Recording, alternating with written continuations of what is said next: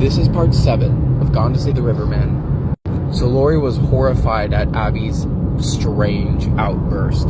She swore she lost all of her memory during the accident. They continued to paddle up the river until the water began to turn red. It was blood. Buzz was like, "Oh, hell no. I need to go home. I need to turn around. I've never been this far up. I've never seen this before. The Riverman lives where the water turns to flesh. I need to leave now."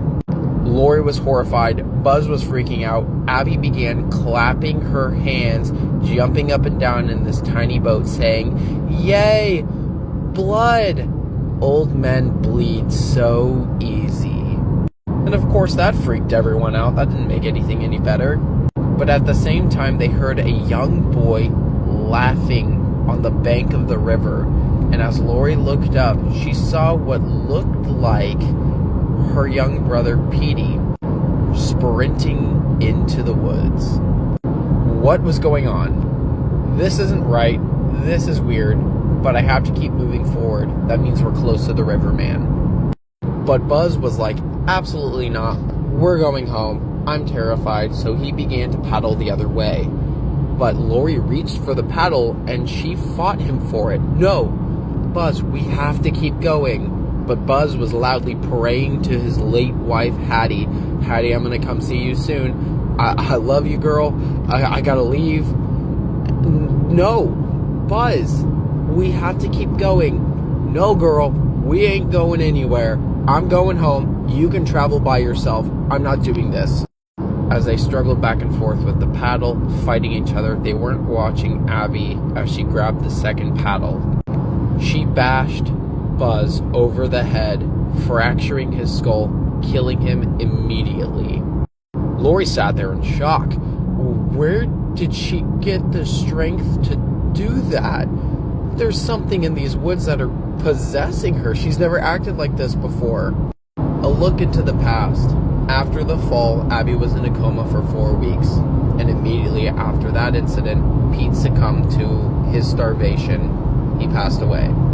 Of course, both of Lori's parents were horrendously devastated at the possibility of losing 2 children at once.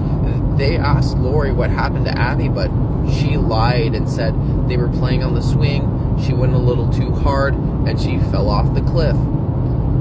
Lori was a little smart one, and she tampered with the swing to make it look like it broke.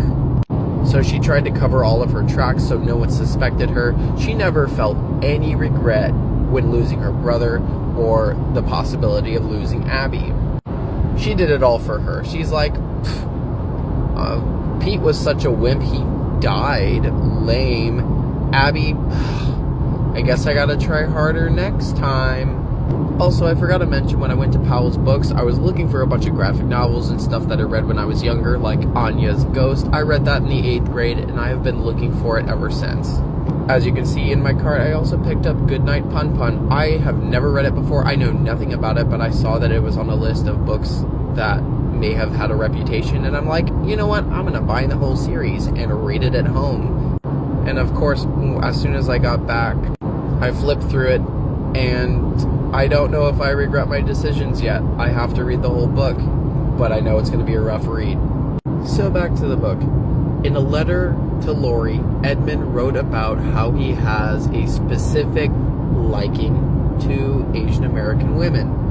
I'll spare you a lot of the details, but when he was a young boy, when the Vietnam War was going on, his cousin was sent over, and when he returned, he didn't come back all right. Something was off. And Edmund had a really good relationship with his cousin. They hung out all the time. They got into mischief. I mean, he was a bad influence on Edmund, but Edmund thought he was the cool cousin. And of course, when the cousin came back, he invited Edmund over for a little one-on-one time where he showed him Polaroid pictures of women that he had destroyed over in Vietnam. And I'll save that for the next part.